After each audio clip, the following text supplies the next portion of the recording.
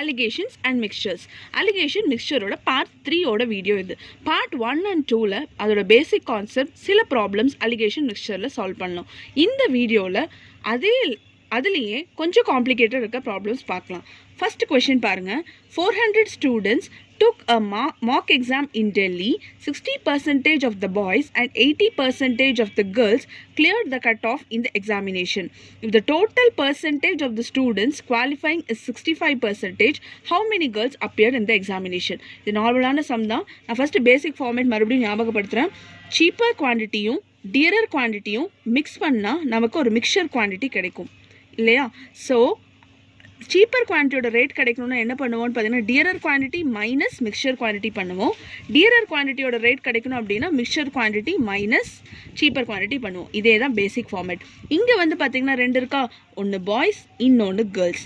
So 2% கொடுத்துருக்காங்க. Boys வந்து பார்த்தீங்கன்னா 60%, கேர்ள்ஸ் வந்து பார்த்தீங்கன்னா 80% கொடுத்துருக்காங்க. Total percentage of the students அப்படின்னா combination of both boys and girls. அப்போ அதுதான் நம்ம சென்ட்ரல் எழுதுவோம். அது எவ்வளோன்னு கொடுத்துருக்காங்கன்னு பார்த்தீங்கன்னா 65%. ஸோ இதுக்கு அலிகேஷன் ஃபார்மேட்டில் போடுவோம். ஃபஸ்ட்டு இந்த வேல்யூ கண்டுபிடிக்கிறதுக்கு இதுலேருந்து இது மைனஸ் பண்ணுவோமா? 80லேருந்து 65 மைனஸ் பண்ணோன்னா 15%. ஓகேவா? 65லேருந்து 60 மைனஸ் பண்ணோன்னா 5%. அப்போ இதோட ரேஷியோ என்னன்னு பார்த்தீங்கன்னா 3:1. கரெக்டாக? அப்போ பாய்ஸோடது 3 parts, கேர்ள்ஸோடது 1 part அப்படின்னு தெரிஞ்சிச்சு. டோட்டலாக 400 ஸ்டூடெண்ட்ஸ் இருந்தாங்களா? நமக்கு கேட்டிருக்கிறது நம்பர் ஆஃப் கேர்ள்ஸ். ஸோ கேர்ள்ஸுங்கிறது 1 part-ஆ? 1 part அவுட் ஆஃப் டோட்டலுங்கிறது 1 + 3 4 parts அப்பா? 4 parts இன்ட்டு 400 போடுவோம். நம்ம கேட்டிருக்கிறது நம்பர் ஆஃப் கேர்ள்ஸ். ஸோ 4ஐயும் 400ஐயும் கேன்சல் பண்ணிங்கன்னா 100. So the number of girls இந்த கிளாஸ் எவ்வளோன்னு பார்த்தீங்கன்னா 100. ஸோ இது பேசிக்கான சம். ஸோ திரும்பவும் ஞாபகப்படுத்தியிருக்கேன். நெக்ஸ்ட் சம் பாருங்க. How many kilogram of sugar at 50 paise per kilogram must a man mix with 25 kilogram of sugar at 34 paise per kilogram, so that by selling the mixture at 44 paise per kilogram he gains 10% on the outlay.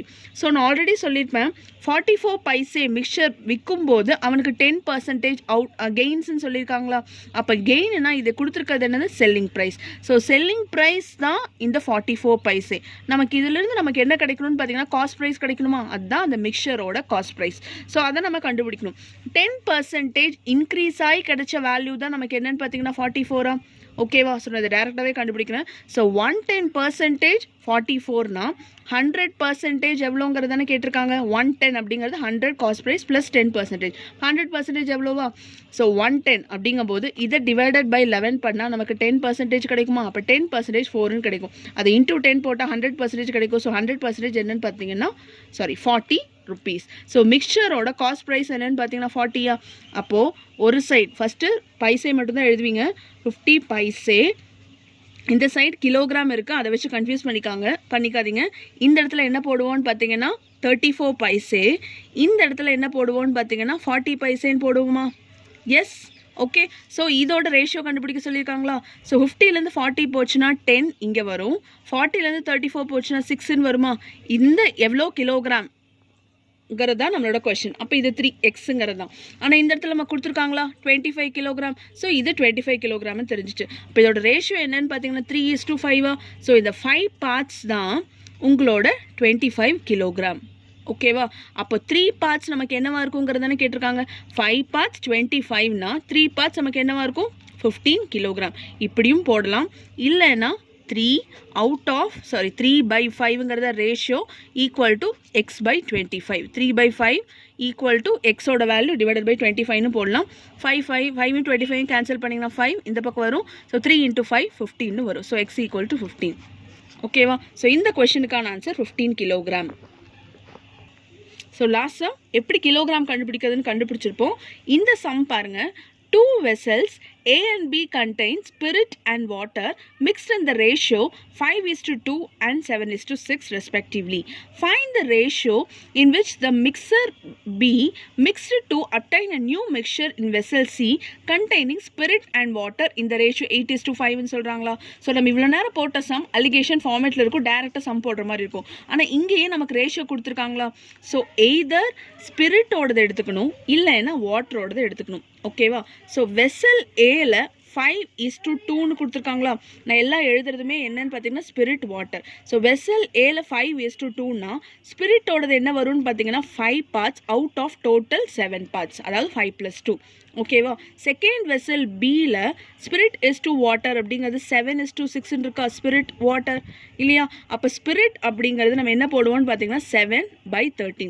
இது vessel ஏ, இது vessel B. நம்ம சென்டரில் போடுறதா vessel C. So vessel சியோட ratio என்ன கொடுத்துருக்காங்கன்னு பார்த்தீங்கன்னா spirit is to water 8:5ன்னு கொடுத்துருக்காங்களா?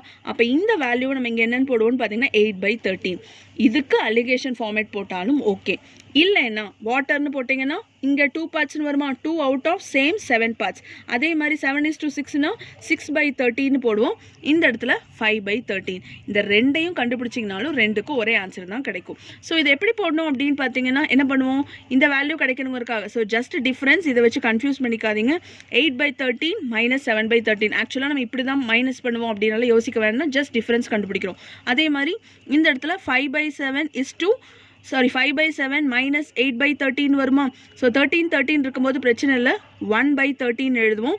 இந்த இடத்துல 7க்கும் 13க்கும் எல்சிஎம் எடுத்திங்கன்னா 91. இப்போ இந்த வேல்யூவை இன்ட்டு 9 பண்ணும். இந்த வேல்யூவை இன்ட்டு 7 பண்ணுவோமா? எஸ். ஸோ 13 இந்த வேல்யூ இன்ட்டு 13, இந்த வேல்யூ இன்ட்டு 7 போடுவோம். அப்போ 65 - 8 7s are 56. அப்போது 1/13 = 9/91 வரும். ஸோ 13 டேபிளில் இது 7 டைம்ஸ். உங்களோட ஆன்சர் 7:9. எய்தர் நீங்கள் இப்படி கண்டுபிடிக்கலாம், இல்லைன்னா இது டேரெக்டாக மைனஸ் பண்ணுறேன். 6/13 - 5/13 போது 1/13. இந்த வேல்யூங்கும் போது ஸோ நான் இங்கே போடுறேன் 2/7 - 5/13 வருதா? ஸோ கிராஸ் மல்டிப்ளை ஆகும். 13 2s are 26 - 35/13. எகெயின் எனக்கு என்ன தான் வருது? சாரி, எகெயின் 9/91 தானேப்பா வருது. ஓகே, ஸோ மறுபடியும் இதை கேன்சல் பண்ணும்போது 7. So again answer 7:9. எய்தர் நம்ம இந்த ரேஷியோ இப்படி எடுத்து போடணும், இல்லைன்னா இப்படி எடுத்து போடணும். ஸ்பிரிட் எடுத்தாலும் சரி, வாட்டர் எடுத்தாலும் சரி. உங்களோட ஆன்சர் என்னன்னு பார்த்தீங்கன்னா 7:9. ஓகேவா? Next question. A milk vendor has 2 cans of milk.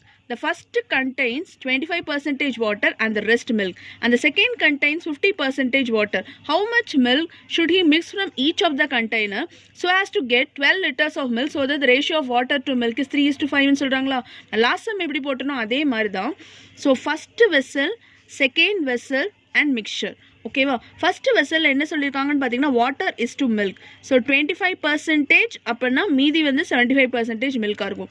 இங்கே செகண்ட் வெசலில் வந்து 50% வாட்டர், 50% மில்க். மிக்சர் அவங்க வாட்டர் இஸ் டு மில்க் அவங்களே கொடுத்துருக்காங்க 3:5. அப்போ இது 1:3 தானே ரேஷியோ. இது 1:1. இங்கே 3:5 டேரெக்டாக. நான் இங்கே எப்படி போட்டோன்னா அதில் ஏதோ ஒன்று போட்டால் போதும். டேரெக்டாக போடுறேன். ஸோ வாட்டர் எடுத்துக்கிறேன்ப்பா 1 part அவுட் ஆஃப் 4 parts. இங்கே வாட்டர் எடுத்தேன்னா 1 part அவுட் ஆஃப் 2 parts. இங்கே வாட்டர் எடுத்தோன்னா 3/8 parts. ஸோ இதுக்கு ரேஷியோ கண்டுபிடிக்கணுமா? ஸோ ரேஷியோங்கும்போது 3/8 - 1/2 = 1/4 - 3/8ன்னு வருமா? ஸோ இதுக்கு 8 தான் எல்சிஎம். இது 8 ஆகணும்னா இன்ட்டு 4. அப்போ இதையும் இன்ட்டு 4. ஸோ 4 - 3னா 1/8. இந்த ரெண்டுக்கும் 8 தான் எல்சிஎம். அப்போ 2/3னா எகெயின் நமக்கு என்ன வருது? 1/8. இப்போ இந்த 8 8 கேன்சல் ஆயிரும். அப்போ நம்ம எந்த ரேஷியோவில் வாட்டரும் மில்க்கும் எடுப்போம்னு பார்த்தீங்கன்னா 1:1. இப்போ நம்ம கொடுத்துருக்கிற கொஸ்டின் வந்து பார்த்தீங்கன்னா 12 liters ஆஃப் மில்கா. அப்போ அது எந்த ரேஷியோவில் பிரிக்கணும்னு பார்த்தீங்கன்னா 1:1ன்னு சொல்கிறாங்களா?